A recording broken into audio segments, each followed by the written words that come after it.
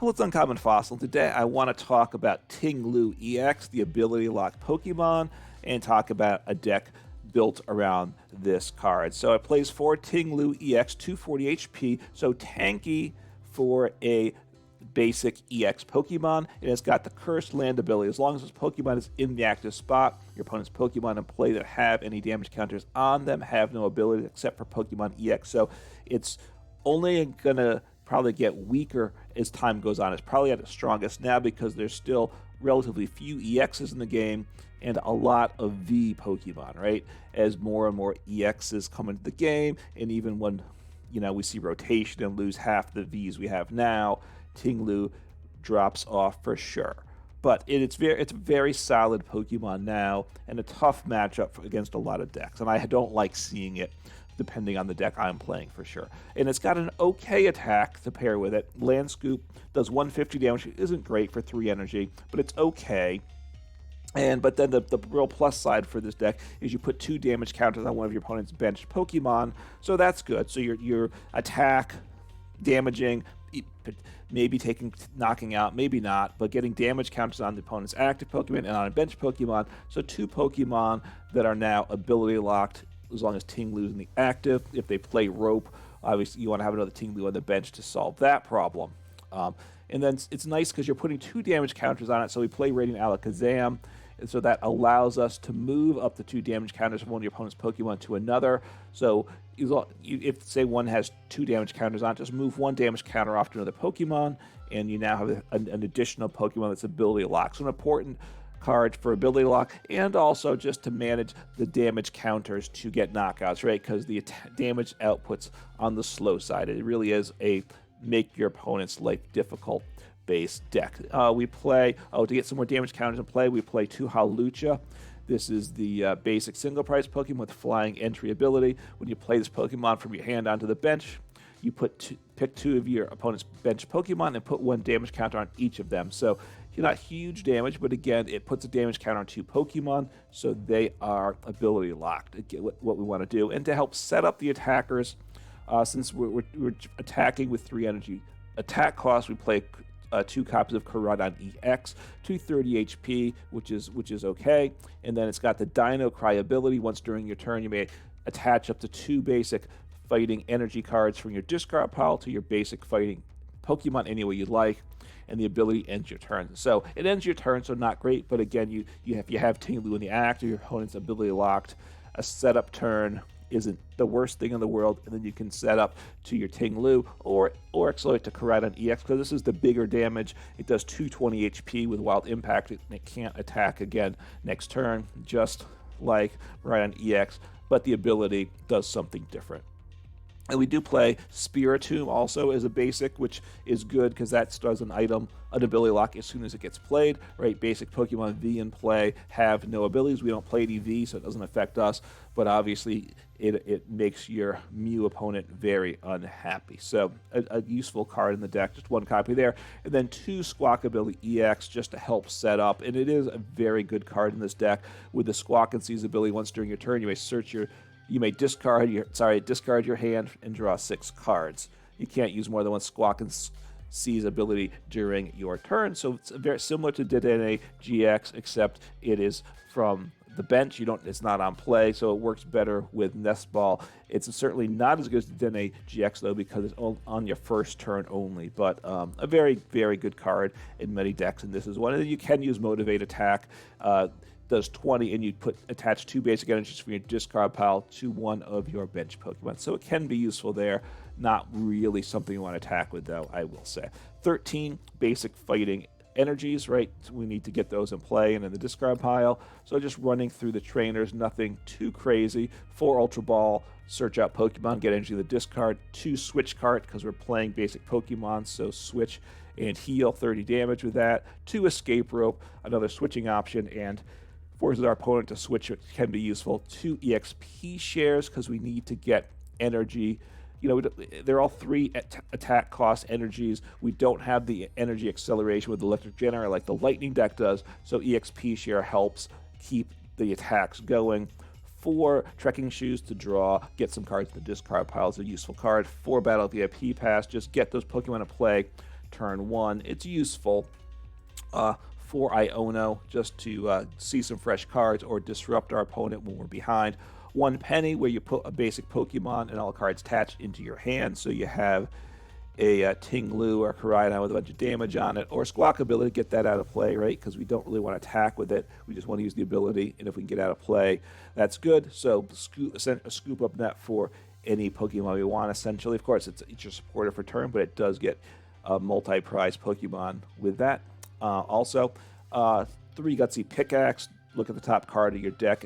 If it's a basic, it's a fighting energy. Attach it to one of your Pokemon on the bench. If not, put it to hand. So a nice card for a fighting deck. 2 Gapejaw Bog. Perhaps the more of this would be useful when the player plays their basic Pokemon from their hand onto the bench. Put 2 damage counters onto that Pokemon. Shuts off abilities, right? Your opponent then doesn't want to play down the Ralts because now their Curlius, once they get them up, won't be able to do anything. 4 research to help set up. 1 Bravery Charm, which does help the numbers for sure. Maybe I want a second Bravery Charm, I'm not sure. And 2 Boss's Order just to control what your opponent has in the active, to take knockouts, or if we're just trying to ability lock and keep them from getting going, it's helpful there. So let's take a look, jump in the rank ladder, see how the deck does. All right, so we'll see how things go with this game here. All right, opponent's calling the coin flip. Got a Pikachu coin there. It's kind of funny how they do all the coins in game when IRL play. It's pretty much people use dice. It's kind of strange, right? To me, the way these things separate. The kind of IRL plays one way, online is another. I get to go first. Okay, so my opponent has it going second deck. I'll put down Spiritomb. So they're Kricketune. Okay, so let's see. So I don't really want to play Hawlucha. I really, honestly, I start Hawlucha just so much of the time. I don't get it. I really don't. Oh, I should have Trekking Shoed. I misplayed. I really got to get smarter about that, right? So I'll grab Koraidon because the odds of hitting Ting-Lu are much greater. And I would like to get I really want Ting-Lu in play also. So get that in the discard pile, see what I draw. I can get rid of the research, I don't mind that. So I will attach here because there's not a reason not to. Put down Gapejaw Bog, which hopefully causes some trouble. Squawkabilly, hopefully I get a Ting-Lu into play. Oh, okay, I do. I could get into play without putting damage on it, so that is quite nice. Put down 2 Ting-Lus, why not? And my opponent concedes, so opponent just didn't like what they saw there. I had a very nice turn 1. Now, I wasn't going to put them in ability lock, though, right? So they were going to be able to use their abilities that turn, so maybe they should have played it out. I don't know exactly what they're playing. But let's jump in for one more game. That was awful quick, right? That was a nice start for me, certainly. It doesn't always start well. I mean, I've had I don't know how it seems like half the time I start Radiant Alakazam. I mean the Hawlucha, sorry, which just isn't what you want to start with ever. And like that game, I had to discard a Hawlucha. I only played 2 in the deck, and half the time, over half the time, I can't play a Hawlucha to get those damage counters, and that hurts. So I will go first. That is good. Going second's not terrible with the deck, though. For some decks, going second, it's game over. This doesn't have that feel to it. So Ting-Lu, because if I get Gapejaw Bog down, right, then their ability locked. So Ting-Lu is the start I want.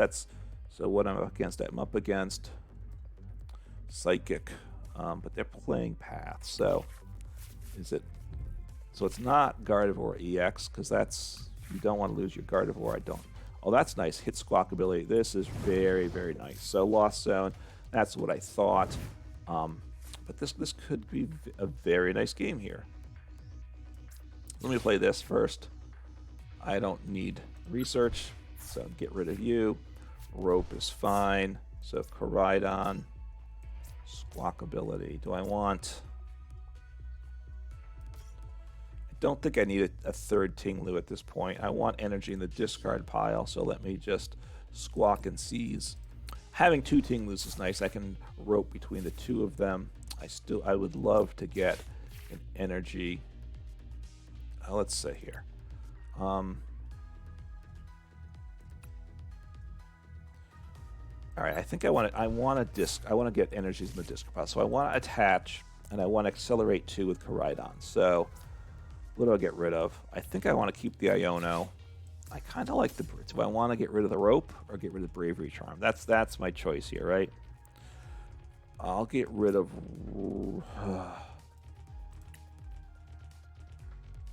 I'll get rid of rope. I will be aggressive here, and let's see. I'll grab Radiant Alakazam because he's going to be useful. Thin the hand some. I'm like, this is nice, and then the one card in hand is Iono, so I want to. All right, I can Koraidon to end turn, although Koraidon's not glowing, which so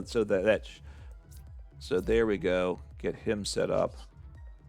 So I don't, the highlighting of abilities still is not fixed, unfortunately.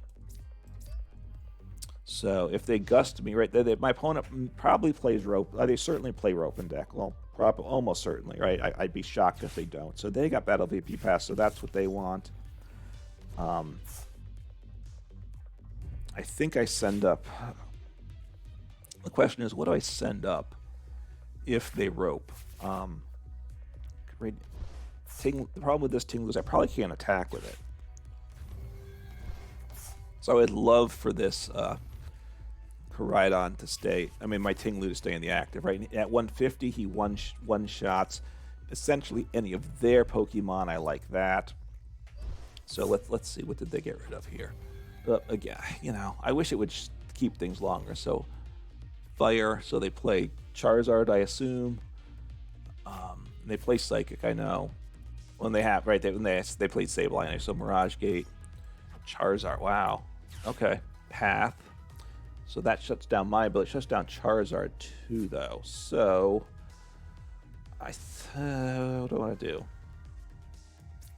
I want Iono. That's what I want to do, because there are cards I'd like. My opponent may help them a bunch too. Hawlucha is nice. I will see what I hit here. No, you're no longer useful. So Iono. So what want to shut down? I want to shut down. So I can shut down all their abilities in play this turn. I like that, right? I do like that. So I want to.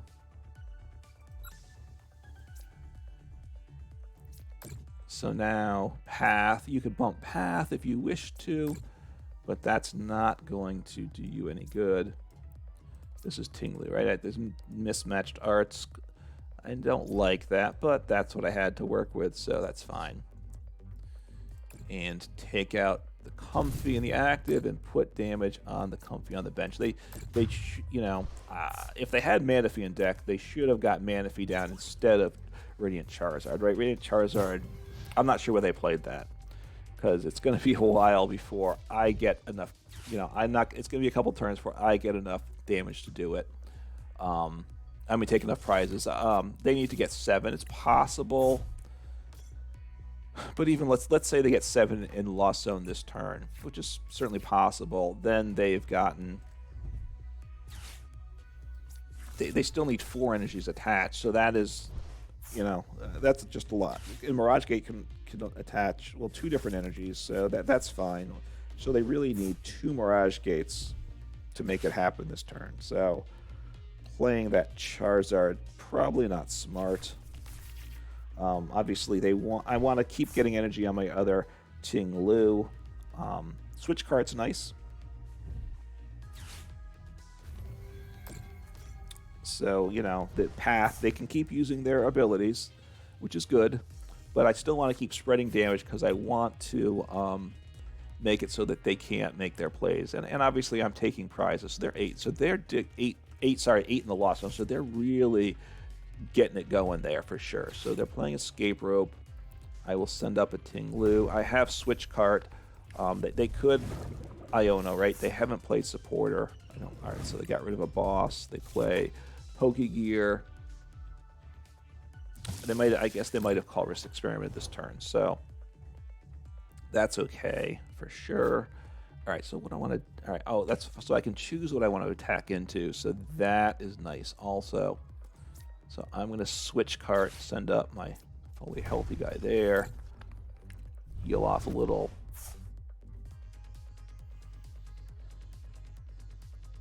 I think I want to. So I want to hit that comfy. What do I want to do? I want to boss somebody up. I'm doing 150. I could take out Charizard. But they need to bump path, and then they have to get. They need to like bump path and boss me. So I think I'll just hit into them at this point. Just hit into them. This is I like the cards in hand. I think I don't want Iono. Just put damage on this other comfy. Is fine. So all the Pokemon. No, the one comfy doesn't have an ability. Doesn't have damage on him, right? So I could have dug to try to get damage on that comfy, but at this point, the path. They still have path in play, right? So it shuts down my ability lock. But, like I said, they can't use Charizards. They still need 5 energy on Charizard. If they bump Path, they have to bump Path and Gust and Boss me to get rid of Ting-Lu. And then they can attack with 3 energy at this point. That's still too much. Again, that early Charizard play, I don't get that one, I got to say. So, anyway, we'll see. See what happens here. So, okay. So, Fog Crystal, they chose to fail that. I don't know what their options were. So, they're really doing, getting 10 in the Lost Zone. So, that means they can smack him with Sableye. They might take out Hawlucha. Again, I don't care about that. They can work on Radiant Charizard, Radiant Alakazam, which is fine too. It's all fine, at this point, I'm pretty chill about things, I think. Take out this Sableye. Yeah, they want to take a prize. Okay, and that's fine. They can work on him. So they can now take out Ting-Lu next turn. So that's a concern, right? I got to be careful so they can take 2 prizes there. So I think I need to Iono them. Is there anything I want to see happening here? I can't think of another Pokemon I want to play, right? I would have liked to have got Squawkabilly out of play, but they haven't wanted to go that route, which is fine with me. So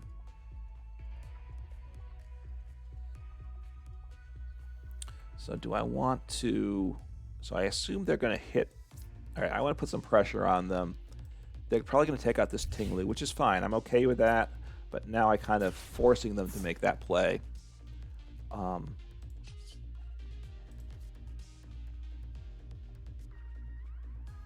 So I think I don't want them using the Radiant Charizard, right? So I will take out the Sableye and put damage on 1 comfy. So now they're down to 1 comfy this turn. So their engine is hurt.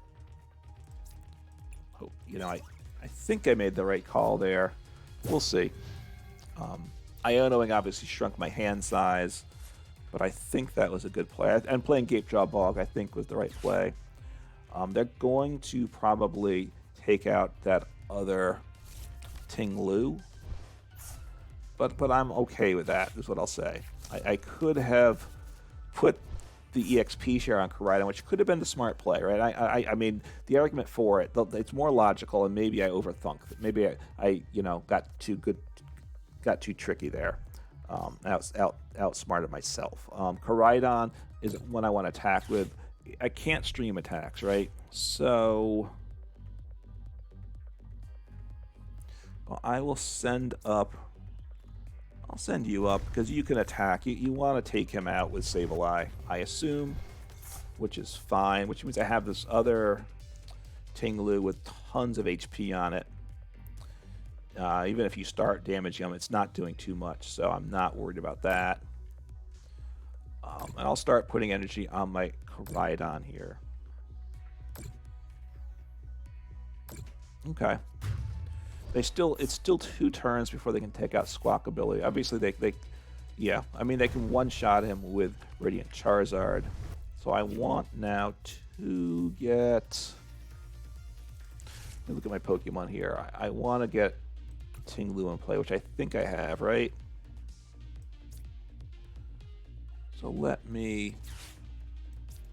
Don't want Spiritomb. Let me get a Ting-Lu in play if I have him. I do. He gets damage, which I don't love, but if they rope me, I need to keep the ability lock on. So I think I need to guarantee a second Ting-Lu in play. Yeah, I hurt myself. Don't love that, but they can one-shot me with Radiant Charizard anyway if they can make that happen. So that's not bad. All right, so let's see what we got here. Nope, want Battle VIP Pass, obviously. Iono's fine.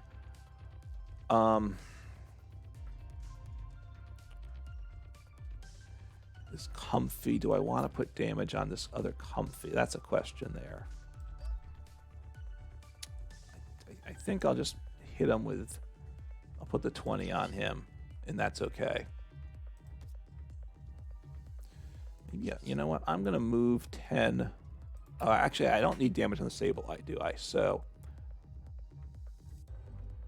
I'm going to get that onto maybe... So that's better. And then...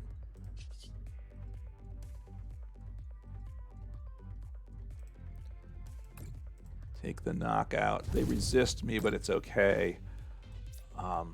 Start working on Comfy, so I can take a second prize next turn, right? If he's on the bench. Because I put 20. He's down to 30. I can move 10 onto him. So getting that extra damage, I think that Radiant Alakazam play helped. I think I might have made a slip up earlier in the game. But they can't... You know, I don't know. Okay, so they got Clara, which they might use. So they're not bossing, so I keep them in. Now, if they were to play rope, it's actually a bit tricky. I have to think through what happens if they play rope. So... All right, so I think I just have game this turn, right? They can't...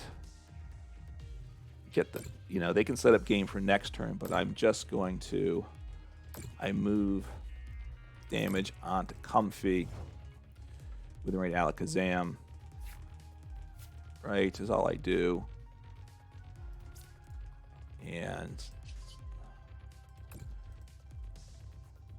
right, so grab from you, go.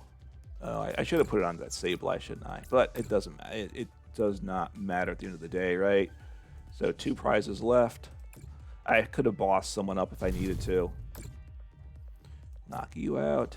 Knock you out. So the Radiant Alakazam, you know, like I said at the beginning, it helps with, obviously, the ability lock, but then it also helps with getting the damage levels to take prizes. So successfully navigated that. A bit of a tricky matchup there. I mean... You know, what I needed to do was fairly straightforward, although I do think I could have played that one a little better. Got to work on the matchup a little more, work on this deck a little more. But a very solid deck, one's well worth picking up if you like making your opponent struggle. It's a fun deck to play. It's winning more than not, although it's very matchup dependent. As are many decks, you know, you have to slow down your opponent. It's not strong enough to win generally unless you can impede your opponent's setup. But a fun deck. Give it a try. Take care.